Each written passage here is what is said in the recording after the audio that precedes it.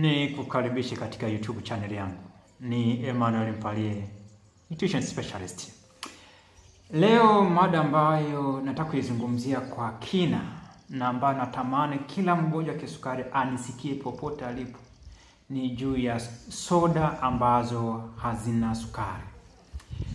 Wagonjwa wa kisukari wamekuwa kishauriwa kutumia soda ambazo hazina sukari, kwa maana kwamba ni mbadala mzuri sana kwa ajili ya hizi soda ambazo zina sukari, kwa maana kwamba zile ni salama.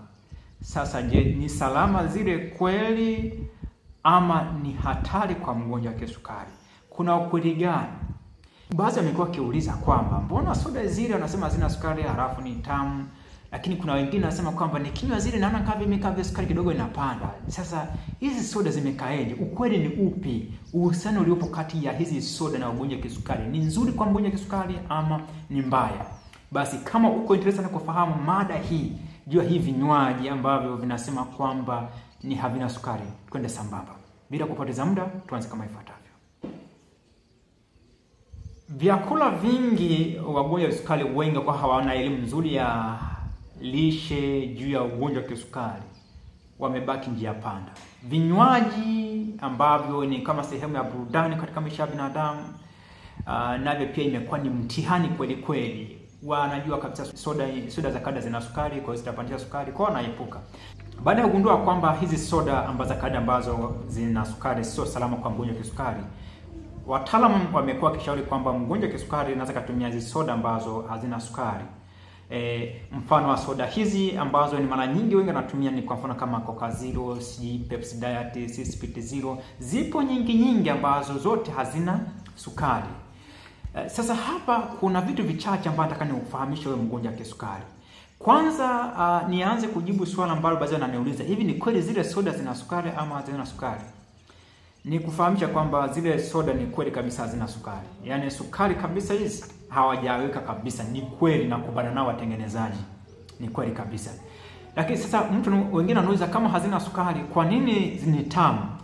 Ni tamu kwa sababu wameweka mbadala wa sukari ambazo tunaita kwamba ni sweetener. Kuna artificial sweetener ambazo zinaweka kwenye hizi soda ambazo hizo sweetener zinatumia kama mbadala wa sukari.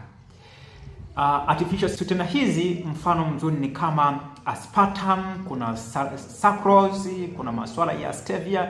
Vyote hivi vinatumika kwenye kutengeneza hizi soda ambazo nasema kwamba zinakuwa hazina sukari. Sasa kutokuwa na sukari kwenye kinywaji haimaanishi kwamba ni lazima 100% kiwe bora kwa mgonjwa wa kisukari. Hapana. Kwa sababu ufahamu, katika neja ya ugonjwa wa kisukari, nichukue kwa mfano kisukari aina ya pili ambacho wahanga ni wengi. Ufahamu kwamba kisukari aina ya pili ambacho ni ugonjwa wa ukinzani wa insulini, kwa maana kwamba huyu mtu insulini anazo ambazo zinasaidia kuchukua sukari kutoka kwenye damu kupeleka kwenye seli, inaunguza ile sukari, kwa hiyo sukari yako inaonekana iko vizuri. Sasa zile insulini ni kwamba unazo, lakini hazifanyi kazi vizuri. Matokeo yake ni yapi? Matokeo ni kwamba sukari nyingi inaingia kwenye damu, lakini na nyingi inaendelea kukaa kwenye damu na chache ambayo inaingia kwenye seli zako. Mwisho wa siku tukichukua damu tukipima tutakuta kwamba iko juu, yani kwa maana kwamba ile damu yako, ile sampuli ya damu inaonyesha kwamba kwenye damu yako kuna sukari nyingi sana. Kwa hiyo katika mkitaza huu, wengi wagonjwa wa kisukari hususan aina pili wana hyperinsulinemia, yani wana insulini nyingi.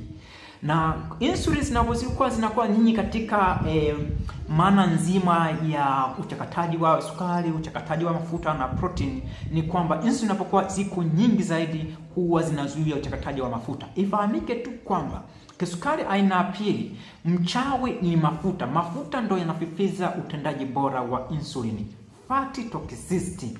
Na ndio maana kwenye baadhi ya video nimwambia kwamba tukimwangalia mtu mnene kichwa jaa kwake sio sukari bali ni mafuta. Kwa hiyo mafuta ndio yanakuwa ndio mchawi mkubwa sana, lakini ni bahati mbaya uunguzaji wa mafuta, uchakataji wa mafuta, metabolism ya fati hii ni kwamba iko chini ya usimamizi wa insulin. Insulin zinapokuwa ziko juu sana, zinapokuwa ni nyingi, kuna namna ambavyo zinaathiri uunguzaji wa mafuta haya. Sasa nirudi kwenye point. Niko nakuelezea haya kwenye upande wa kisukari, ili kusudi uweze kuelewa uhusiano kati ya soda na kunywa ambayo haina sukari na ugonjwa wa kisukari. Kwa nini ukinywa soda hizi huwezi kuwa salama? Kwa nini utaendelea kuwa mgonjwa tu siku zako zote mpaka mauti unakukumba? Sweetener ni kwamba ni haipandishi sukari ya damu. Hawa waliwini katika lojiki yao, kwa kuwa wanajua wagonjwa wengi wanaamini kwamba inatakiwa kuepa vyakula ambavyo vinapandisha sukari, basi wale wawini kabisa katika namna hiyo, kwa sababu sweetener haipandishi sukari ya damu. Ila sweetener inapandisha nini? Sweetener inapandisha insulin, inaongeza production ya insulin. Kwa hiyo unajikuta kwamba wakati sisi target yetu ni kushusha insulin zikae kawaida kwenye level ambayo ni sahihi, wewe haiwezekani, kwa sababu kinywaji kinachokunywa ambacho kina hizi sweetener kinazidi kuifanya kongosho endelee kumimina insulini kwenye damu yako, na hivyo kujikuta kwamba una elevation kubwa, una ongezeko la hormone hizi za insulini kwenye damu yako, kitu ambacho kinazidi kufanya wewe kuendelea kuwa na mgonjwa, kitu ambacho kinakufanya wewe mgonjwa kisukari kushindwa kuchakata mafuta vizuri, kitu ambacho kinakufanya wewe kuendelea kuongeza ukinzani wa insulin. Kwa tafasiri hiyo, huwa si shauri matumizi ya soda hizi ambazo hazina sukari, ambazo tunasema kwamba zina sweetener ndani yake. Sio mimi, ila science, tafiti zipo nyingi na clinical trial ambazo zinatudhibitishia fika kabisa mgonjwa wa sukari ambaye anatumia soda hizi hawezi kupona. Kwa nini hizi soda ni mbaya sana kwa mgonjwa wa kisukari? Sababu ya kwanza ni kwamba sweetener zinasababisha overproduction, uzalishaji mwingi wa homoni ya insulin. Kwa maana kwamba kwa tafasiri nyingine, sweetener zinachochea insulin resistance, ukinzani wa insulini. Sisi tunataka tuongeze utendaji bora wa insulin, lakini sweetener haiongezi ufanisi wa insulin, bali inapunguza ule ufanisi wa insulin. Kwa hiyo inafanya wewe kuwa na insulin ambazo hazina kazi, yani na insulin lakini hazifanyi kazi. Kwa hiyo mwisho wa siku ni kwamba ukila chochote chenye sukari itaendelea kukaa kwenye damu, kwa sababu hakuna kitu ambacho kitaweza kusaidia ile sukari iweze kuingia kwenye seli na iweze kuunguzwa na kukupa nishati wewe. Kwa hiyo utaendelea kuona sukari yako inapanda na utaendelea kuwa mgonjwa, kwa sababu insulin resistance itaongezeka. Hii ni sababu ya kwanza. Sababu ya pili, ukiangalia kwa tafiti nyingi ni kwamba soda hizi ambazo hazina sukari zinahusiana na magonjwa yote sugu kama sukari, magonjwa ya moyo na masuala ya pressure na matatizo mengine sugu inahusiana na masuala matumizi ya vinywaji hivi ambavyo vina sweetener ndani yake. Kuna baadhi ya tafiti zinakuambia kwamba matumizi ya sweetener hizi inaongeza hatari kupata magonjwa sugu hii kwa zaidi ya 60%, kitu ambacho ni hatari kubwa sana. Kwa hiyo hiyo ni kwa watu ambao, yani kwa watu ambao sio wagonjwa. Kwa mtu ambaye ni mgonjwa kabisa, inaendelea kumfanya kuwa yeye mgonjwa na kumongezea hiyo hatari wa kuweza kupata haya magonjwa mengine sugu. Unaweza kuchanganya mgonjwa kisukari lakini pressure imeshaingia, magonjwa mengine ambayo imeshaingia, kuna masuala ya ini yameshaanza kushambulia, tayari ameshaanza kupata masuala ya fatty liver au mafuta kwenye ini na vitu vingine. Kwa hivyo tafasiri hiyo, hii ni sababu ya pili. Lakini sababu ya tatu, sweetener kuna namna ambavyo inachochea masuala ya kuongezeka uzito. Kama insulin ndio inaratibu masuala ya mafuta mwilini, na wagonjwa wengi wana hyperinsulinemia na hususan ugonjwa wa kisukari. Lakini ufahamu pia hata kwa mtu ambaye sio mgonjwa wa kisukari, matumizi ya hizi soda ni kwamba, kumbuka kwamba soda hizi zile sweetener zinasababisha kongosho iendelee kumimina insulin kwa wingi sana.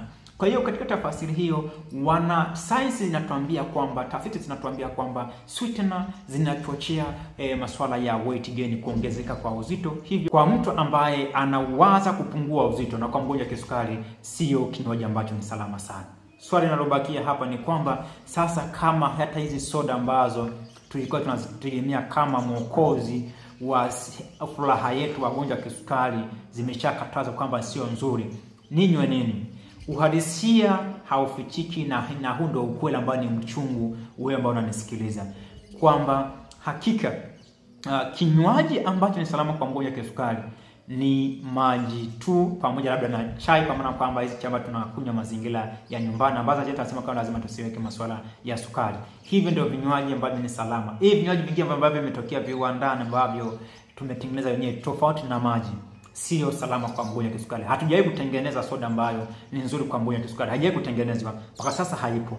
Labda ya mgeni katengenezwa miaka ijayo, lakini kwa dakika sasa ni hamna. Soda tukaigusa yoyote itakufanya wewe kuendelea kuwa mgonjwa. Kwa hiyo jitahidi kunywa maji, hivyo vinywaji vingine achana navyo kama unahitaji kupona kweli ugonjwa wa kisukari. Kama unahitaji kuendelea kwa mgonjwa, endelea kupata vinywaji hivi ambavyo nakwambia kwamba havina sukari, basi maisha mengine yaweze kuendelea, lakini fahamu kabisa unapokuwa unakunywa, jua kabisa hiyo soda haikufanyi vizuri na hutokaa upone ugonjwa wa kisukari, endelea kuwa mgonjwa.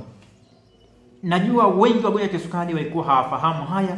Hakika taarifa hii, wewe ambao unanisikiliza, share video hii kwa watu wengi waweze kupata taarifa hizi, hususan kama wagonjwa wa kisukari, ili mgonjwa anapotumia au anaelewa kabisa madhara ya matumizi ya soda hizo ambazo hazina sukari ndani yake. Ulikuwa nami Emmanuel Mpalie, nutrition specialist. Nikutakia wakati mwema. Kwaheri.